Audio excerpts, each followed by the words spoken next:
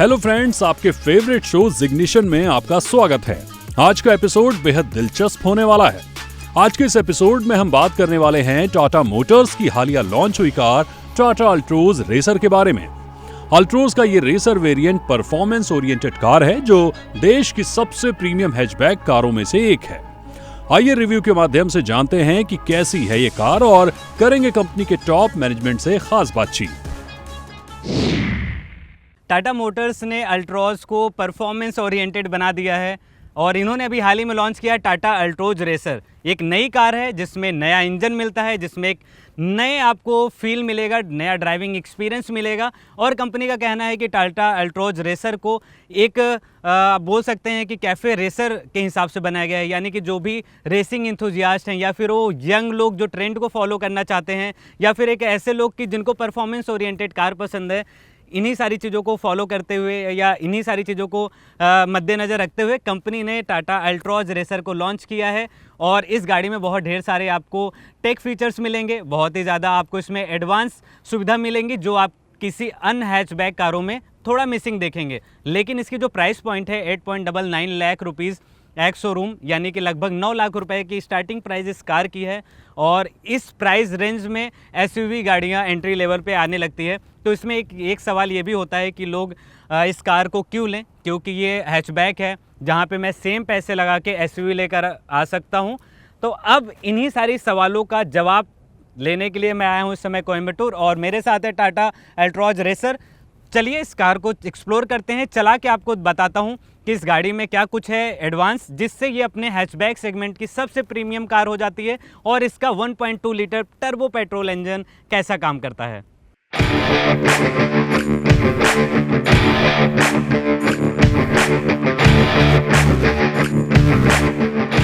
नई अल्ट्रोज रेसर को भारत के पहले F1 racing driver Narayan Karthikeyan की मदद से डेवलप किया गया है। लिहाजा टाटा की अल्ट्रोज प्रीमियम हैचबैक एक परफॉर्मेंस वेरिएंट है। जहां तक डिजाइन की बात है तो नई टाटा अल्ट्रोज रेसर रेगुलर अल्ट्रोज का स्पोर्टी वर्जन लगता है। इसमें ब्लैक टॉप सेक्शन और निचले सेक्शन में डुअल टोन कलर का इस्तेमाल किया गया है। इस कार के स्पोर्टी डिजाइन में एटॉमिक ऑरेंज, प्योर ग्रे और एवेन्यू व्हाइट कलर का इस्तेमाल किया गया है। ये सभी colours black out dual tone के साथ आते हैं। इसके अलावा बोनट पर सफेद रंग की स्ट्राइप्स दी गई हैं जो रूफ तक फैली हुई है। साथ ही एक्सटीरियर डिजाइन में black out grill, ORVM, 16 inch के ब्लैक व्हील्स और रेसर बैजिंग देखने को मिलता है। नई हैचबैक में फ्रंट व्हील आर्च के ठीक ऊपर रेसर बैजिंग दिया गया है। इसके अलावा सनरूफ, बूट लिड पर आई टर्बो प्लस बैजिंग, एक रियर स्पॉइलर और एक डुअल टिप एग्जॉस्ट सेटअप भी कार के लुक को काफी आकर्षक बनाता है। रेसर वेरिएंट में एक ऑल ब्लैक इंटीरियर है जो एयर वेंट के चारों ओर एटॉमिक ऑरेंज हाइलाइट्स के साथ पेश की गई है। इसके अलावा व्हाइट स्ट्रिपिंग और सीटों पर कंट्रास्ट स्टिचिंग देखने को मिलती है। इसमें 10.25 इंच का floating touch screen infotainment system और 7 इंच का डिजिटल इंस्ट्रूमेंट क्लस्टर और फुल्ली ऑटोमेटिक टेम्परेचर कंट्रोल दिया गया है। इसके अलावा अल्ट्रोज रेसर के अन्य फीचर अपग्रेड में एम्बिएंट लाइटिंग और एक 360 डिग्री कैमरा सिस्टम भी शामिल है। साथ ही एक वायरलेस फोन चार्जर, एक एयर प्यूरिफायर सिस्टम और वॉइस कमांड से लैस नया सनरूफ दिया गया है। Altroz racer 6 airbags, electronic stability control और क्रूज कंट्रोल सहित कई लेटेस्ट सेफ्टी फीचर्स से लैस है। तो आपको अभी बता दिया गया कि क्या कुछ इस अल्ट्रोज रेसर में खास मिलता है। अब आपको बताने जा रहा हूँ कि जब आप फर्स्ट टाइम इस कार के अंदर बैठेंगे, ड्राइविंग सीट पे बैठेंगे, तो क्या कुछ आपको नया दिखने वाला है और क्या कुछ आपको अट्रैक्टिव दिखने वाला है। तो जो सबसे ज़्यादा अट्रैक्टिव पार्ट है वो यही है कि ये जो ऑरेंज कलर के अंदर जो इंसर्ट्स मिलते हैं वो AC वेंट, और यहाँ पर जहाँ पे गियर लीवर है यहाँ पर इसका जो सीट है, सीट के पास भी आपको पट्टी दिखेगी ऑरेंज एंड वाइट में। तो ये आपको थोड़ा सा अलग फील कराएगा, थोड़ा सा प्रीमियम फील कराएगा, क्योंकि हैचबैक कार है तो फुल्ली फीचर लोडेड है। तो हम बहुत ज़्यादा एक्सपेक्ट करके इस कार के अंदर बैठते हैं और कुछ नया जानने की कोशिश करते हैं या फिर कुछ नया ढूंढते हैं। 7 इंच का इसमें इंफोटेनमेंट सिस्टम दिया गया है और फुल्ली फीचर लोडेड, जिसमें आपको एप्पल एंड्रॉयड वायरलेस मिल जाएगा, जिसमें आप म्यूज़िक का आनंद ले सकते हैं और आप नेविगेशन, कॉल, सारी जो भी सुविधा आपको मिलती हैं वो आप इसके ज़रिए ले सकते हैं। इसके अलावा इस कार के अंदर पैरानोमिक सनरूफ मिल जाएगा जो आप वॉइस कमांड के ज़रिए आप इसको एक्सेस कर सकते हैं।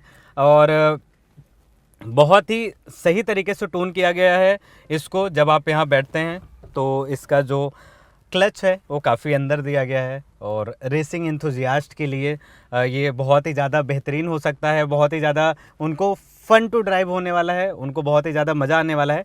उसके अलावा जो इसका स्टीयरिंग व्हील है यहाँ पे भी ऑरेंज कलर की स्ट्रेचिंग मिलेगी जो अलग आपको दिखाएगी कि हाँ ये परफॉर्मेंस कार है। 6 एयर बैग मिल जाते हैं इस कार के अंदर और 360 कैमरा व्यू की जो इसमें क्वालिटी है वो भी काफ़ी अच्छा है, जो आपके सिटी ड्राइव के दौरान बहुत ही ज़्यादा उसमें हेल्प करने वाला है।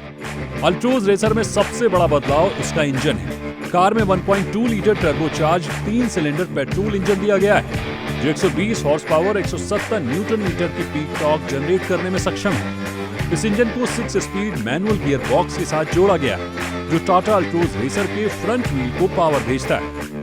ये कार 11.3 सेकेंड में 0.100 किलोमीटर प्रति घंटे की रफ्तार को पकड़ सकती है। जैसा कि हमने पहले ही कहा कि नई टाटा अल्ट्रोज रेसर को भारत के पहले F1 ड्राइवर की मदद से डेवलप किया गया है।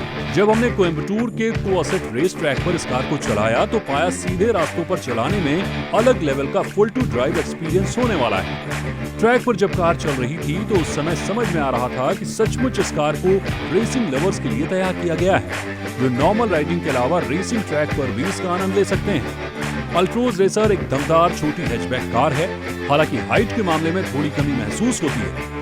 एक बार जब आप 2500 आरपीएम के आसपास पहुंचते हैं तो कार का इंजन स्पीड के लिए कमर कस लेता है और आप जैसे जैसे 5500 आरपीएम के पास पहुंचते हैं तो कार का पूरा मजा ले सकते हैं।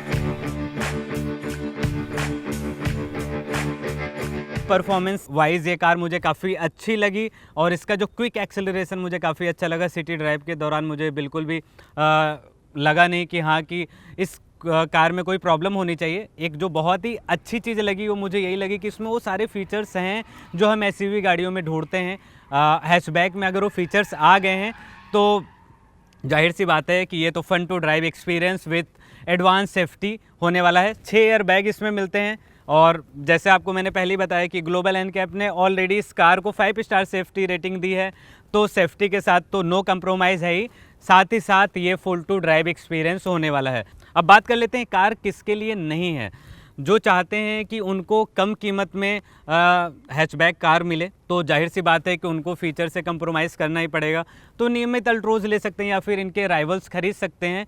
या फिर जो ज़्यादा टेकी नहीं है, उनको ज़्यादा 360 कैमरा व्यू नहीं चाहिए, उनको ज़्यादा नया एडवांस चीज़ें नहीं चाहिए, उनको सीधे एक ऐसा इंजन चाहिए जिस पे वो डेली कम्यूट कर रहे हैं, आने जाने के लिए उनका एक फिक्स एरिया है कि 40-50 किलोमीटर डेली आना है जाना है, ज़्यादा एडवांस चीज़ें नहीं चाहिए, पैसे भी कम खर्च करने हैं, तो ऐसे लोगों के लिए बेशक ये थोड़ा महंगा होने वाला है। तो आज हमारे साथ बहुत ही खास मेहमान हैं और ये हैं टाटा मोटर्स के मार्केटिंग हेड विनय पंजी, और इस समय हम लोग कोयम्बटूर में हैं और बहुत अच्छा वेदर है। थैंक्स इनवाइट के लिए। बहुत बहुत धन्यवाद अतुल जी। मुझे ये जानना था कि ये टाटा मोटर्स ने ये जो अपना सबसे लेटेस्ट प्रोडक्ट लॉन्च किया अल्ट्रोज रेसर, हैचबैक सेगमेंट में आती है और रेसर जैसा जो आप फील दे रहे हैं इंडियन कस्टमर्स को, ये कहाँ से आप ये ऐसी चाहत ला रहे हैं? क्योंकि टर्बो पेट्रोल इंजन देना हैचबैक सेगमेंट में कहीं ना कहीं ये कुछ ज़्यादा ही मॉडर्न वाली चीज़ें हो रही हैं।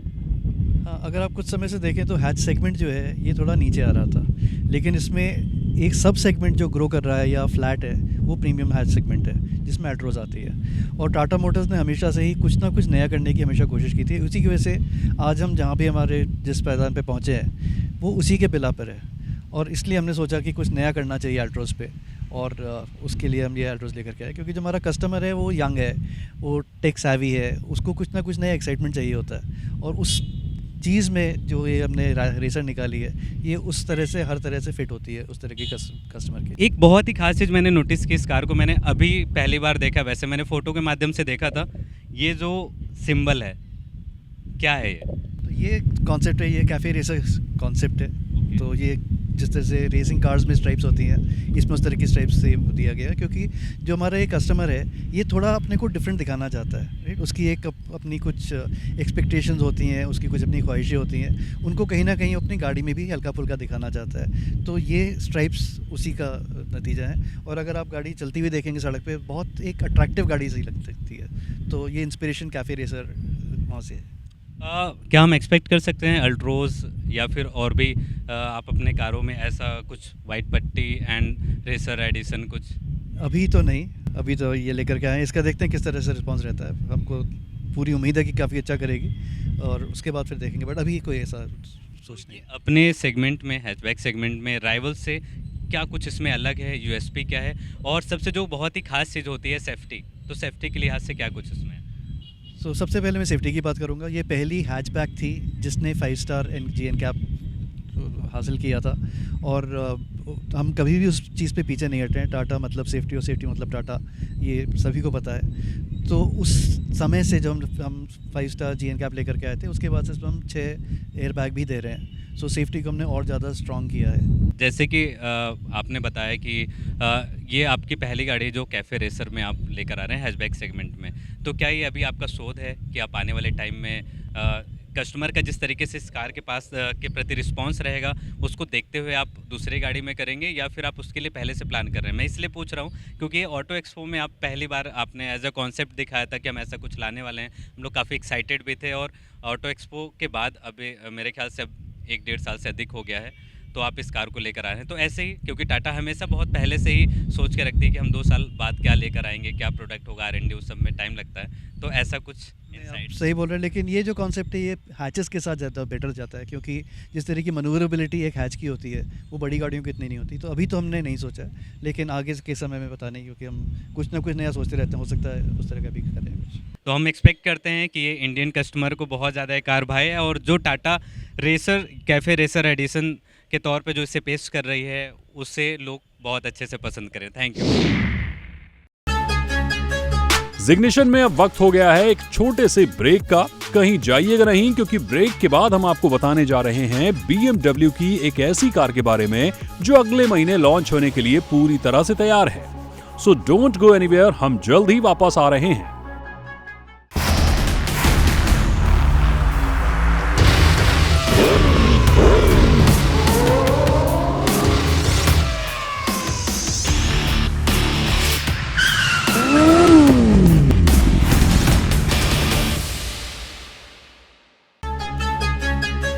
सो फ्रेंड्स, ब्रेक के बाद आपके फेवरेट शो में फिर से एक बार स्वागत है। BMW 5 सीरीज को ग्लोबली 1972 में पहली बार लॉन्च किया गया था। तब से लेकर आज तक इस कार को कई अपडेट्स मिले हैं। BMW सीरीज के 8th जनरेशन को अगले महीने लॉन्च किया जाएगा। लॉन्च के पहले कंपनी ने इसको प्री लॉन्च कर दिया है, जहां इससे जुड़ी कुछ डिटेल्स भी शेयर की हैं। तो आइए जानते हैं BMW सीरीज की 8th जनरेशन में क्या क्या बड़े अपडेट्स मिलने वाले हैं। आज जो मेरे साथ कार है बहुत ही ख़ास है, और ये है BMW 5 सीरीज़। BMW 5 सीरीज़ की जो पहली कार थी वो सन 1972 में लॉन्च की गई थी, और चल रहा है साल 2024, और कंपनी पूरी तरीके से रेडी है अपने 8th जनरेशन को लॉन्च करने के लिए। हालांकि ये अगले महीने लॉन्च होने वाली है, लेकिन इसके पहले कंपनी ने कुछ छोटे इसके अपडेट्स बताए हैं, और आइए चलिए देखते हैं ये जो कार है ये पहले से कितनी और भी ज़्यादा हो गई एडवांस, और जो भी कंपनी ने नए अपडेट्स बताए हैं उसमें क्या कुछ मिलता है खास। तो स्टार्ट करते हैं इसके फ्रंट से। तो जो सबसे बड़ा चेंज है, अगर आप इसको देखेंगे तो इसका फ्रंट ग्रिल है, यहाँ पे इसको और भी ज़्यादा चौड़ा कर दिया गया है। और एक खास चीज़ आप नोटिस करेंगे, D5LWB, यानी कि आप देख सकते हैं ये है long wheel base. Long wheel base जो है अभी इन्होंने अपने 7 सीरीज़ में दे रही है कंपनी, 3 सीरीज़ में दे रही है, और अब फाइनली 5 सीरीज़ में आने वाली है। इसमें और भी क्या कुछ इस गाड़ी में मिलेगा, इसकी सारी डिटेल्स कंपनी अगले महीने जब इसे लॉन्च करेगी तो इसके प्राइस के बारे में और इसके और भी ज़्यादा प्रमुख अपडेट के बारे में बताएगी। फ़िलहाल देख लेते हैं इस गाड़ी को कि इसमें क्या क्या कुछ है। तो आप इधर देख सकते हैं, ये जो इसका साइड प्रोफाइल है, इसमें आप देखेंगे यहाँ पे बैजिंग मिल जाती है 5 की, यानी कि जो 7 जनरेशन था उसमें ये चीज़ नहीं था, लेकिन अब ये जो 8th जनरेशन जो नेक्स्ट मंथ लॉन्च होगी उसमें अब आप ये बैजिंग देखेंगे, जो ये डिनोट करता है कि ये कार अपने 8th जनरेशन में आ गई है। यानी कि अब आप कहानी समझ लीजिए, 1972 से लेकर 2024 के बीच में ये 8वां जनरेशन है। यानी कि कंपनी हर एक तरीके से इसमें इनोवेट करके, हर एक तरीके से इसमें शोध करके देख चुकी है, और अब ये सबसे ज़्यादा स्टाइलिश और सबसे ज़्यादा लंबी और सबसे ज़्यादा स्पोर्टियर कार अपने सेगमेंट में होने वाली है। इंटीरियर में देख लेते हैं, तो आइए इंटीरियर में देखते हैं क्या कुछ बदलाव किया गया है। तो जो सबसे पहले नज़र पड़ रही है वो है इसके स्टीयरिंग व्हील पर। स्टीयरिंग व्हील का ये जो कलर है हल्का सा गोल्डन फिनिशिंग दी गई है और इनके जो बटन्स के जो डिज़ाइन है वो भी अपने 7 जनरेशन के कंपैरिजन में चेंज किया गया है। अब आप एक चीज़ और देखेंगे, यहाँ पर आप ये देखिए, ये क्रिस्टल कलर का ये आपको जो ये डैशबोर्ड पे दिखेगा, ये और भी ज़्यादा लग्जूरियस फील कराता है। दिखने में कांच जैसा है और इसके अंदर से ग्रीन कलर की लाइट आ रही है और एम्बियंट लाइट बहुत ही ज़्यादा ख़ास इस कार को बना रही है। और यहाँ पे आप ये देखिए इसकी फिनिशिंग, इसकी मजबूती है, उसके साथ साथ ये जो डिज़ाइन है ये बहुत ही ख़ास मटेरियल से बनाया गया है। अब जब बात कर रहे हैं 7 जनरेशन अगर अपडेट होके 8 में आ रही है तो क्या कुछ और इंटीरियर में चेंज होता है, तो एक बहुत ही ख़ास चीज़ मैंने नोटिस की वो है सनरूफ। और ये देखिए सबसे बड़ी सनरूफ अब इसमें आने लगी है 8 जनरेशन में, और पहले जो 7 जनरेशन था वहाँ पे ये हाफ सनरूफ दिया जाता था। अब देखते हैं कि पीछे वाली जो सीट है वहाँ अब कितना ज़्यादा कंफर्टेबल है, यानी पुराने वाले जनरेशन से, और क्या कुछ उसमें नया किया गया। क्योंकि अगर ये लॉन्ग व्हील बेस है तो हम बहुत ही ज़्यादा एक्सपेक्ट करते हैं कि इसकी जो पीछे पैसेंजर का जो कंफर्ट है बैठने का और भी ज़्यादा स्ट्रॉन्ग हुआ होगा और भी ज़्यादा स्पेसियस हुआ होगा। कंपनी भी क्लेम करी कि ये अपने पुराने वाले आउटगोइंग मॉडल के कंपेरिजन में और भी ज़्यादा स्पेसियस है। तो चलिए पीछे वाले सीट पर बैठते हैं और देखते हैं क्या ये वाकई स्पेसियस है या नहीं।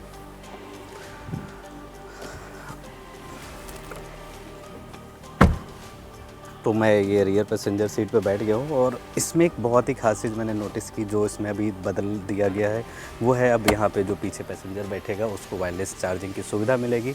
उसके साथ साथ यहाँ पे जैसे मैंने आपको दिखाया कि ये कुशन जो है सीट पे ये पीछे रियर पैसेंजर सीट को भी मिलेगा। ये देखिए बहुत ही खास चीज़ है, इसका जो स्पीकर वो भी अब चेंज कर दिया गया है। अभी और भी ज़्यादा इसका जो साउंड क्वालिटी है और भी ज़्यादा प्रीमियम हो गई। पहले हर्मन कार्डन का स्पीकर यूज़ होता था लेकिन अब बॉलर एंड विकिंस का इसमें स्पीकर का इस्तेमाल किया गया है जो अपने प्रीमियम साउंड क्वालिटी के लिए जानी जाती है। जैसा कि हम एक्सपेक्ट कर रहे थे कि ये लॉन्ग व्हील बेस है तो जाहिर सी बात है कि यहाँ पे आपको जो थाई सपोर्ट है और भी ज़्यादा अच्छा मिलेगा। तो अपने आउटगोइंग मॉडल के कंपैरिजन में इसका जो थाई सपोर्ट है वो और भी ज़्यादा अच्छा है। अभी हमने इसका ड्राइव भी किया था, पैसेंजर सीट पे भी बैठ के इस गाड़ी को मैंने देखा है। तो जहाँ पर मैं इसकी जो स्पेस है रियर पैसेंजर पे वो पहले से और भी ज़्यादा सुधर गई है और भी ज़्यादा प्रीमियम हो गई है। तो चलिए आपको रियर प्रोफाइल दिखाते हैं और बाहर से क्या कुछ और भी चेंज किया गया है उसके बारे में जो भी कंपनी ने हमें अपडेट किए हैं वो भी हम चेक करते हैं और आपको बताते हैं। रियर प्रोफाइल पे आ चुके हैं और आप एक जो खास चीज़ नोटिस करेंगे वो है इसका ये ब्लैक ग्रिल। ये पूरी गाड़ी में चारों तरफ से ये ब्लैक फिनिशिंग दी गई है और ये रोड प्रेजेंस बढ़ाने में काफ़ी हेल्प कर रहा है। इसके साथ साथ आप यहाँ पे देखेंगे पैरानोमिक सनरूफ। तो जिस तरीके से काफ़ी लंबी कार और बहुत ही ज़्यादा अच्छी दिखने वाली कार बन चुकी है तो हम एक्सपेक्ट कर रहे हैं कि इसका जो बूट है वो भी कमाल का होगा। एक बहुत ही अच्छी चीज़ मुझे लगती है इस कार में और ये है जब ये खुलती है तो मुझे ये पिलर बहुत ही यूनिक लगता है। और यहाँ आप स्पेस देख सकते हैं, काफ़ी अच्छे तरीके से आप यहाँ अगर लॉन्ग ड्राइव के लिए आप जा रहे हैं तो सूटकेस रखने की व्यवस्था है और अच्छा खासा आप इसमें स्पेस मिल जाता है। साइड में भी एक छोटा सा आप स्पेस देख सकते हैं जहाँ पे आप छोटे मोटे सामान रख सकते हैं और इस साइड में भी आप छोटे मोटे सामान रख सकते हैं।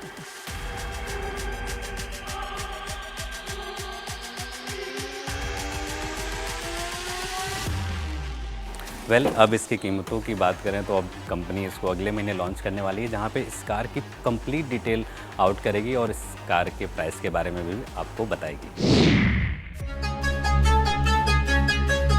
सो फ्रेंड्स, अब वक्त हो चला है हमारे खास सेक्शन न्यूज व्हील्स का, जहां हम आपको बताएंगे इस हफ्ते कैसा रहा ऑटो सेक्टर का मिजाज। तो चलिए शुरू करते हैं। हमारे साथ जुड़े हैं मनीष राज सिंघानिया जी जो फाडा के प्रेसिडेंट हैं और बहुत ही आज हम एक अच्छा इंसाइट्स लेकर आने वाले हैं थ्रू ऑटोमोटिव सेक्टर। बहुत बहुत स्वागत है आपका, आपने कीमती समय दिया सिंघानिया जी। जो मेरा फर्स्ट क्वेश्चन है वो फेम 3 को लेकर है, क्योंकि अभी आने वाला बजट में हम एक्सपेक्ट कर रहे हैं या फिर बहुत ढेर सारे जो एक्सपर्ट हैं वो एक्सपेक्ट कर रहे हैं कि फेम 3 सब्सिडी आएगी। तो अगर फेम 3 सब्सिडी आती है तो ये जो ईवी है इसके परचेजिंग का जो ग्राफ है कितना बढ़ सकता है और हम एक्सपेक्ट क्या कर रहे हैं और आप क्या पर्सनली इसके बारे में सोचते हैं कि कहाँ तक इसका वो आंकड़ा जाएगा इन टर्म्स ऑफ उसका जो रेवेन्यू है कितना 1000 करोड़ का जाएगा एंड सेल्स। देखिए, फेम सब्सिडी जो है गवर्नमेंट ने बहुत अच्छी निकाली थी और फेम 2 तक काफ़ी सक्सेस भी मिला है और चूँकि चुनाव था उसके कारण जो है एक इंटरिम स्कीम निकली है जो 31 जुलाई को ख़त्म हो जाएगी और इंडस्ट्री की पूरी एक्सपेक्टेशन है कि फेम 3 सब्सिडी में जो अभी सब्सिडी मिल रही है उससे बढ़ के भी मिलेगी और बाकी जितने सेक्टर हैं जहाँ जहाँ इलेक्ट्रिफिकेशन के लिए सपोर्ट चाहिए, चाहे गाड़ी हो, चार्जिंग स्टेशन हो, चाहे मैन्युफैक्चरिंग हो, सब में कुछ ना कुछ अच्छा सपोर्ट आएगा। देखिए अभी हम एकदम मतलब तैयार हैं इलेक्ट्रिक रेवोल्यूशन के लिए। ऑलरेडी अगर आप देख रहे हैं 3 व्हीलर इंडस्ट्री में 55-60% का पेनिट्रेशन हो चुका है इलेक्ट्रिफिकेशन का और 2 व्हीलर इंडस्ट्री सब्सिडी कम होने के बावजूद भी 5-6% के आसपास उसका पेनिट्रेशन लास्ट मंथ भी रहा। तो लोगों में एक चाव इलेक्ट्रिक गाड़ी के प्रति आ चुकी है। लोग समझ चुके हैं कि इलेक्ट्रिक गाड़ी ओन करने का क्या फ़ायदा है, क्या नुकसान है। आज कोई भी ग्राहक हमारे पास आता है ज़रूर पूछता है कि मैं इलेक्ट्रिक लूं कि भैया पेट्रोल लूं। तो एक वो क्वेश्चन हमेशा ग्राहक के दिमाग में चल रहा है। पर चूंकि ये सेगमेंट नया है और हमको कुछ हमारे कंट्री को कुछ गोल्स भी अचीव करने हैं, तो इसके लिए बहुत ज़रूरी है कि हम ये अच्छे अमाउंट की फेम 3 सब्सिडी को कंटिन्यू करें ताकि हम अपने ऊर्जा के जो गोल्स हैं उसको भी अचीव कर पाएँ और साथ ही साथ भारत में इलेक्ट्रिक गाड़ियाँ पहुँचेंगी तो निश्चित रूप से एक प्रदूषित कंट्री के रूप में देखा जाता है इंडिया। तो बहुत कुछ करने की ज़रूरत है। ये बहुत इम्पॉर्टेंट पहल है जो आगे चल के हमारे देश को जो है एक बेटर क्वालिटी लाइफस्टाइल की तरफ लेकर जाएगा। जहाँ तक पेनिट्रेशन की बात रही तो अभी जो ईवी सेक्टर है उसका बहुत ही कम पेनिट्रेशन है, ऑल्दो कि बहुत ही नया सेक्टर है। तो ये जो फाइनेंशियल ईयर 25 जहाँ पे टोटल नंबर ऑफ जो सेल्स होने वाले हैं गाड़ियों की, तो क्या आप एक्सपेक्ट कर रहे हैं कि वो जो पेनिट्रेशन होगा ईवी में वो कितना और ज़्यादा आगे जा सकता है? देखिए मैं बोलूँगा ईवी स्टोरी अभी इंडिया में चालू हुई है और 2 व्हीलर में मैंने आपको बताया 5 से 6% ऑलरेडी पहुँच चुका है और कार में तो अभी 1.5-2% में है।